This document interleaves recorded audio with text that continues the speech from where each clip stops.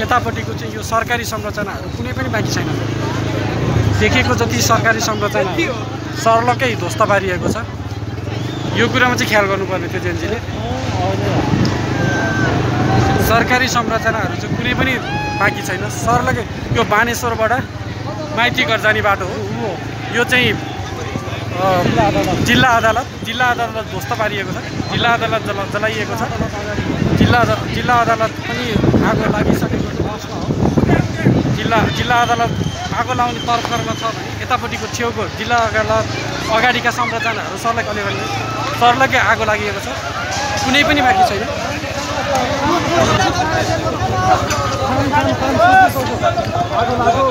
आगो लागिसक्यो। यतापट्टि जिल्ला अदालत आगो लागिसकेको छ।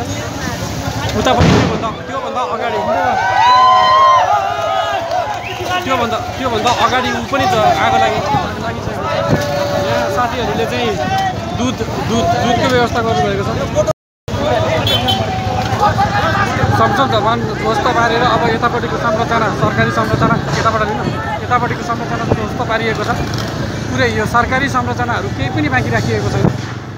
कुनै पनि कागजातहरू अब बाँकी रहने स्थितिमा छैन। सरकारी कागजातहरू सर्लकै सरकारी कागजातहरू चाहिँ गएको छ। यो अगाडिको जिल्ला अदालत अगाडिको संरचनाहरू सर्लकै ध्वस्त पारिएको छ।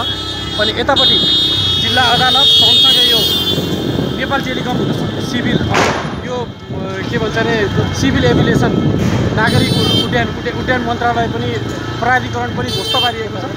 सँगसँगै यतापट्टि यो विशेष अदालत पनि ध्वस्त पारिएको छ।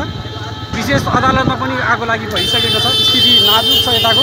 अझ अगाडि यो एरियामा धेरै जस्तो सबै सरकारी संरचनाहरू भएको हुँदा यो एरिया कुनै पनि बाँकी राखिएको छैन।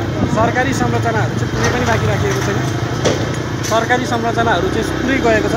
यो चाहिँ नागरिक उड्डयन प्राधिकरण अब यता पुस्तक बिक्री केन्द्रमा पनि आगो लागेको प्रयास हुँदैछ जस्तो देखिन्छ। यतापट्टि यो उसमा पनि अलि अगाडि यो यातायात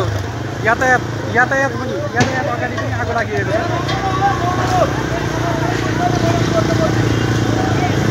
आगो लगाइएको भेटेको जति सर्लकै आगो लगाइएको छ। हाम्रो पैसाकै हो हुन चाहिँ, तर पनि अब यो भेटेको जति सर्लकै आगो लगाइएको छ।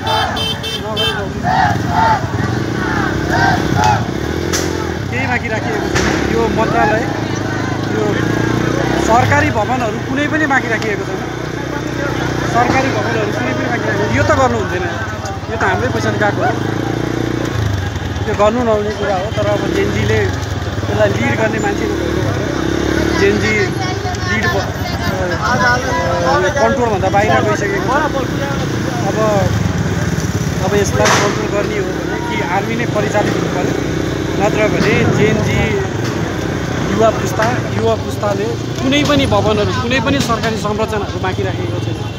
कुनै पनि सरकारी संरचनाहरू चाहिँ बाँकी राखिएको छैन। यो हाम्रो पुरातात्विक दृष्टिकोणले पनि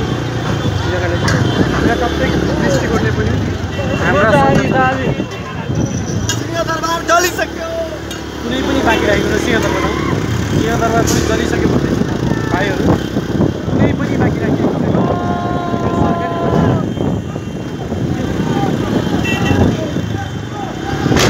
सरकारी संरचनाहरू कुनै पनि बाँकी राखिएको छैन।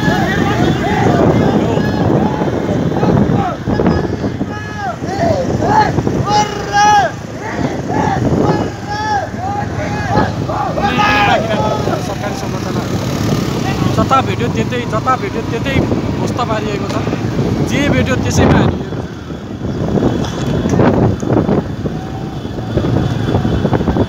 कुनै पनि सरकारी संरचना बाँकी राखिएको छैन। अब माइतीघर मण्डलमा पनि